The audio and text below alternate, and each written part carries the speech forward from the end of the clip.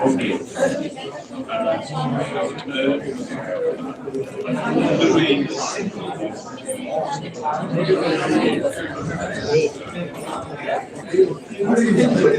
I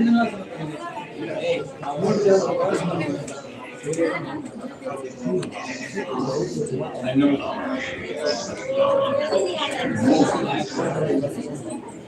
is not in the ground, is in our earnest concept. So, for what? Fluent confident language.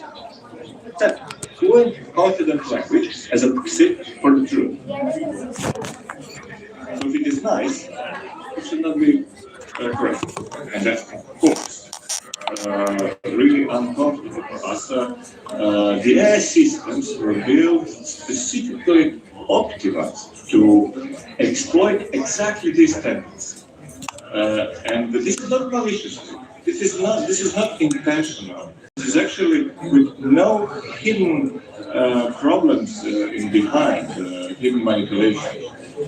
This is by elegant accidental logic of how we trained them. When we built the current generation of LLMs, we needed a way to make their responses better. And so we invented a process called reinforcement learning from human feedback, or RLHF. And what we did, we hired, really hired thousands of people to read AI responses and rate them to find out which answer is better. But the most problematic word is better. What does it mean better? It is answers, the experiments show that answers consistently rated higher for the ones that are correct. Yes, sometimes. For the ones that are well structured, often, but the ones that are agreeable. So when AI learns our preferences, it tries to agree with us. So the ones that validated the question, the ones that felt good to read, those were favorable. And AI, you and I, we learn with understanding, we learn with doubt, we are so uncomfortable growth. And all of this is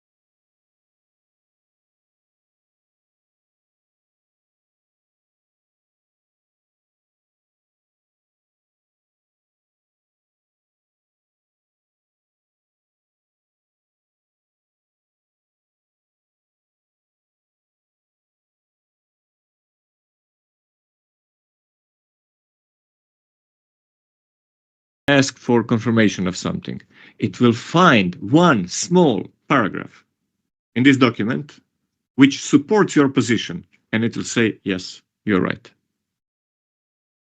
The retrieval makes the hallucination, let's say, more sophisticated, but not necessarily less frequent.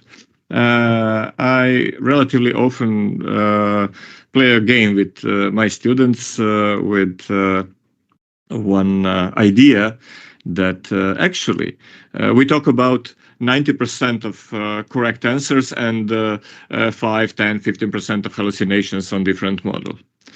But I challenged my students with hypothesis that actually we have 100% hallucinations.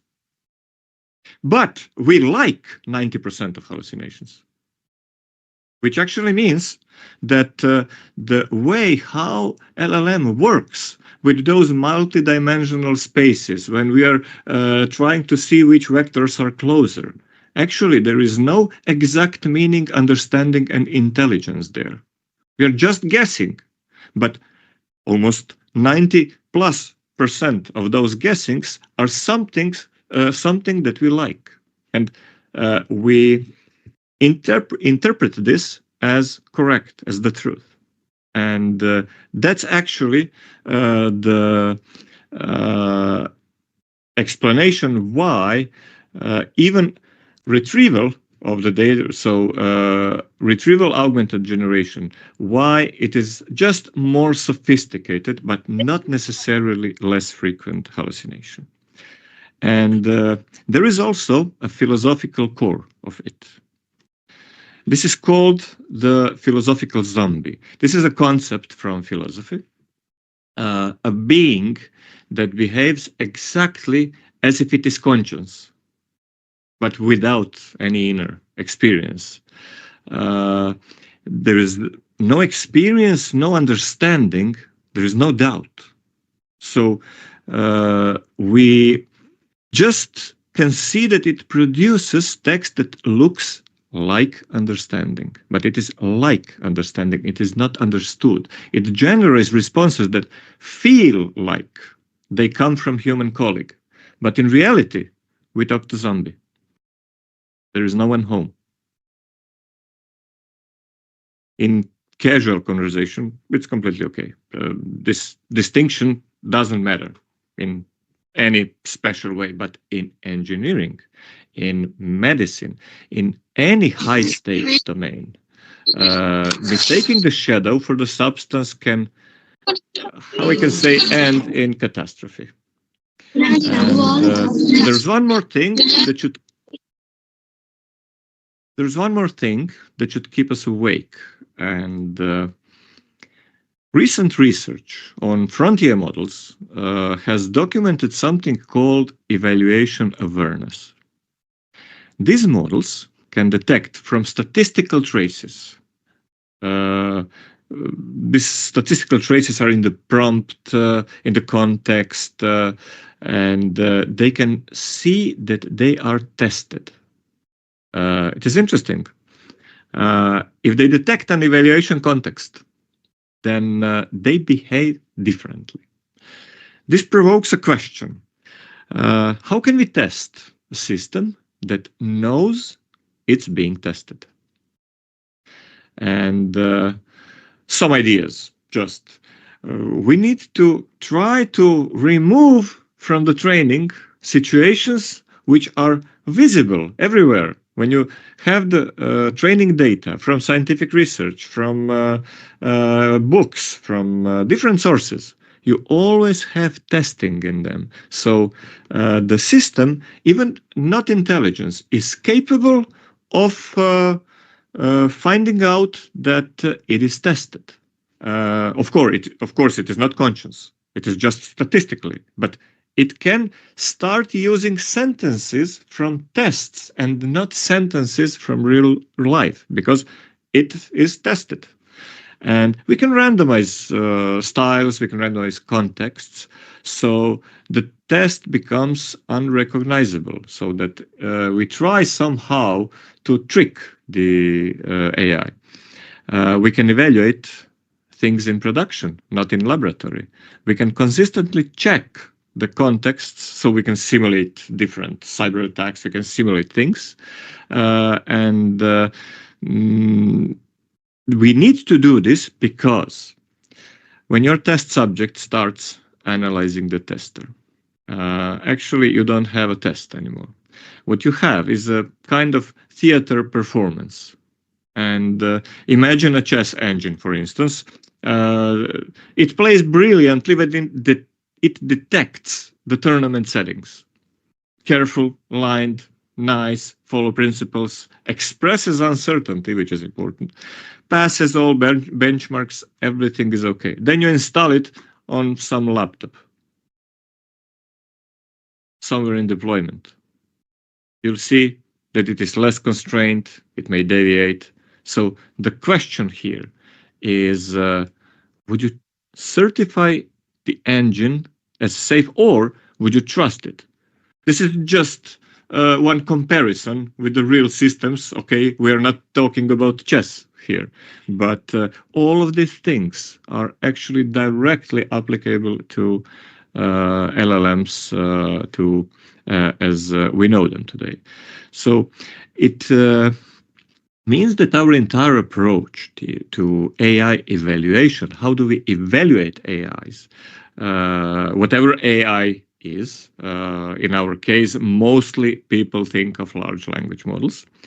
We need to reconsider them, all those safety tests, benchmarks, evaluations, actually from ground up. And the goal is to design an environment where deception doesn't pay off. And this brings us to the point where every problem I've described